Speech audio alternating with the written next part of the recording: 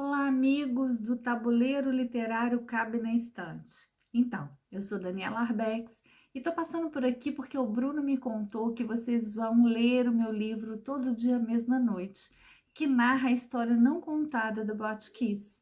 Primeiro, eu queria agradecer a escolha desse livro pelo grupo de vocês. Eu espero que vocês sejam tocados por essa narrativa tão poderosa, tão potente, porque a gente conta a história de uma tragédia que poderia ser uma tragédia de qualquer lugar do Brasil, pelo olhar dos pais que perderam seus filhos nesse lugar, mas também pelo olhar dos profissionais da área da saúde que nunca tinham falado sobre o que viveram naquela noite depois e sobre o olhar dos sobreviventes. É um livro potente, é um livro tocante, é um livro marcante. Eu sei que não é uma leitura fácil, mas é uma leitura absolutamente necessária para que a gente possa exercitar a nossa empatia, para que a gente possa se conscientizar da história do país, né? Porque esquecer é negar a história. Então, eu espero que vocês gostem do livro, espero que depois vocês me contem o que acharam e desejo para vocês tudo de bom. Um beijo.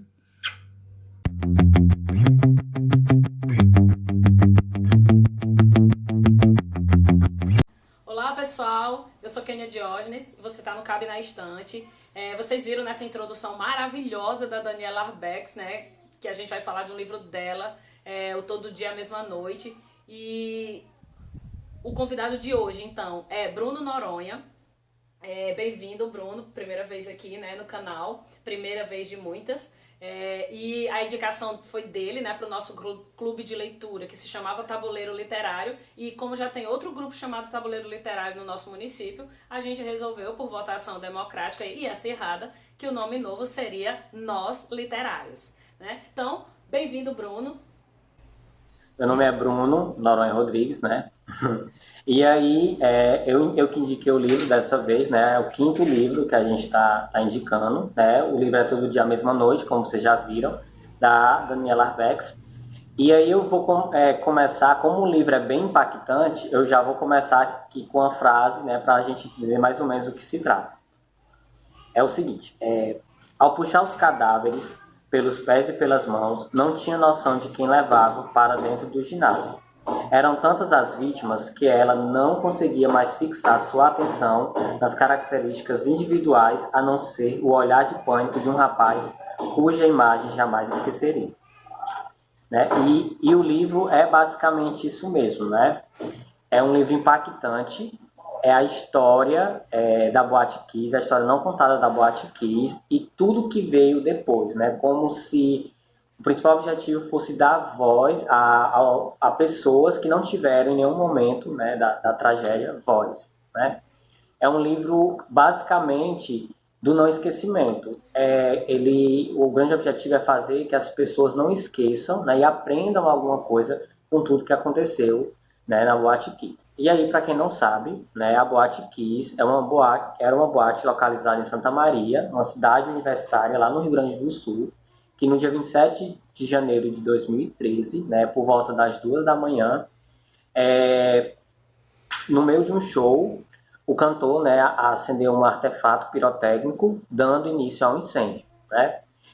No momento do acidente, tinham por volta de 1.061 pessoas na casa de show, uma casa de show que era projetada para 691, né? Então, depois do acidente, veio a falecer 242 pessoas, né? 233 no dia do acidente e no dia posterior, e o restante, né, na semana posterior.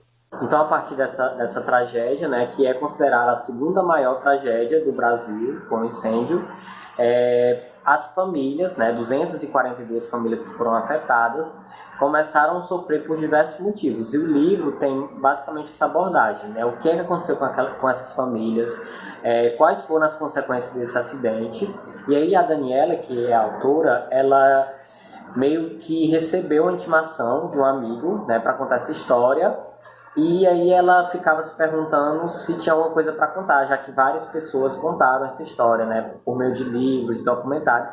Mas aí o diferencial desse livro é exatamente um olhar diferente é escutar as pessoas que nunca foram ouvidas. Vale lembrar que a Daniela Arbex, ela é jornalista de formação e ela tem 46 anos e escreve esses livros do gênero reportagem. Este é mais um livro do gênero reportagem dela. Ela é super premiada com as suas outras obras, né? E já recebeu vários prêmios por causa do gênero reportagem. E aí alguém pode estar pensando, mas deve ser meio chato, né? Não, gente, não mesmo. O jeito como ela resolveu, como ela pegou, né, para escrever esse livro é tão comovente que atingiu até os corações mais gelados, né? Até as pessoas que não são muito emotivas, né? E eu não estou dizendo isso como um defeito, certo? Mas como uma característica de qualquer pessoa. Até as pessoas menos emotivas se sentem arrebatadas com a escrita e a forma como foi contada a história da madrugada de janeiro, né? Do dia 27 de janeiro de 2013, na Boate Kiss, em Santa Maria. Então, aí só para entender como é que esse livro acabou virando, né, a indicação lá do grupo, eu, por acaso, no meio dessa quarentena, descobri esse livro, né, um booktuber que deu a nota 3,5 para o livro, porque o livro era muito pesado, né? E aí eu fiquei super curioso, né? Eu nunca tinha lido alguma coisa que fosse tão pesada para fazer com que eu parasse a leitura, fosse tão impactante que eu não conseguisse ler. E aí eu fiquei super curioso, né? Então eu peguei esse livro, devorei ele muito rápido, né? Dei algumas paradas, porque tem momentos que ficam muito pesados, né? Então já umas paradas para se recuperar, né, emocionalmente. Sim. E aí até no nosso grupo, né, inclusive, quando a gente fez a discussão do livro, surgiram coisas assim, né? As pessoas, muito difícil a leitura, você acaba lembrando de algo, se você já passou por uma tragédia na sua vida, provavelmente você vai, né, se recordar, vem aquela sensação, porque o livro é isso mesmo, ele é pesado, né? Mas é como a Daniela fala e como a gente também discutiu, ele é muito essencial. É para a gente não esquecer e a gente aprender alguma coisa com o livro, né? Ele basicamente vai falar de julgamento, porque houveram diversos julgamentos, né? Seja por parte do corpo de bombeiro, ou a polícia, ou depois a família das vítimas, que são julgadas por não querer esquecer a história, né? Mas como esquecer uma história que não foi resolvida? Se a gente pensar que até hoje ainda rola na justiça os processos, né? As pessoas ainda não pagaram, né? E é difícil até a gente julgar, né? Acho que o objetivo desse vídeo aqui é incentivar a leitura sem julgar, porque eu acho que foi o que a autora fez. Ela apresentou os fatos sem julgar ninguém. Mas até hoje nada foi concretizado, nada foi feito. E eu acho que algumas tragédias que continuam acontecendo no nosso país poderiam ser evitadas a partir, né, do ensinamento desse livro e dessa tragédia. Como o Bruno falou e bem lembrou, foi uma discussão, né? Foi um debate muito profundo do nosso grupo, muito pesado, ao mesmo tempo que muito leve, porque todo mundo se sentiu mais amigo depois disso, porque a gente compartilhou as dores, teve chororô, né? Teve tudo que um bom livro pode despertar na gente, esse livro despertou. E, assim, gente, ela é bem impressionante em diversos aspectos, certo? Um dos aspectos que eu particularmente achei mais impressionante, fora os relatos detalhados das famílias, certo? Isso aí é, assim, de uma profundidade, de uma tristeza e de indescritível os sentimentos que ele desperta. Mas uma das coisas que eu achei super interessantes é compreender como é que se estrutura uma cidade, as famílias diante de uma tragédia dessa, né, Bruno? Lembra que na história faltou caixão, faltou água, todo mundo botou sua solidariedade pra fora pra ajudar aquelas famílias, era taxista fazendo corrida gratuita, era policial, tenente, major, tudo que é patente, ajudando de tudo que é forma, da forma que podia, não dentro da sua patente, mas como dava, seja limpando o chão, seja, enfim, todo mundo se mobilizou para ajudar e ainda assim não diminuía o drama de nenhuma família. Vale lembrar também que a fala dos enfermeiros, das pessoas que trabalharam diretamente, enfermeiros, médicos, bombeiros, policiais, para além da fala das famílias, né, muito cheia de vida e de morte, porque era o resultado daquilo que eles estavam vivendo, mas cheio de vida porque estava cheio de sentimento, né? E, gente, nossa senhora, cada capítulo, pelo menos eu falo por mim, certo? era um rio de chororô no sentido da solidariedade com o outro ser humano, né? Que eram as famílias das vítimas. Porque veja bem, as vítimas já eram vítimas no momento da escrita desse livro, certo? A solidariedade que ele desperta é com as vítimas. Você se sente a mãe, você se sente o pai, se sente o irmão, se sente o melhor amigo, se sente o bombeiro, se sente a enfermeira, se sente o médico. Você se sente na pele daquelas pessoas que viveram aquele drama. Então isso, assim, é muito profundo e assim, acaba com a gente no sentido emocional, ao mesmo tempo que revigora, porque você se sente mais humano, assim, solidário. Humano, mas solidário. E pra você, Bruno, tem alguma coisa, assim, alguma parte que chamou mais atenção, que você queira destacar? Sim, eu acho que esse livro tem várias partes que chamam bastante atenção, né? Mas um capítulo que é logo no início, que é muito pesado, é o segundo capítulo, que se chama Sinfonia da Tragédia, né? É quando a enfermeira que cuidou do recolhimento dos corpos, ela começa a relatar sobre a quantidade de celulares que estavam tocando ao mesmo tempo, várias músicas diferentes, né? Que eram os pais e as mães, né? Em busca de notícias, né, para saber se as pessoas tinham morrido ou não. Então é muito impactante essa parte. Ela vai entrando, vai em busca do banheiro, onde a maioria das vítimas acabaram morrendo, e os celulares não param de tocar. Então eu acho que essa é uma das partes assim mais pesadas, né? Que até que não é tão emotivo, acho que depois que lê esse capítulo dá uma parada. E tem muitas outras coisas. E aí, só pegando um gancho do que Kenia falou sobre a solidariedade, é isso que é bacana de ver no livro, né? De ler no livro. Porque a gente vê muita coisa ruim, muito julgamento. Tem a questão da igreja, né? Que não a igreja em si, mas pessoas que frequentavam certas igrejas que criticaram os pais porque permitiam que os filhos frequentassem esses lugares e acabaram culpando, né? Os pais por isso.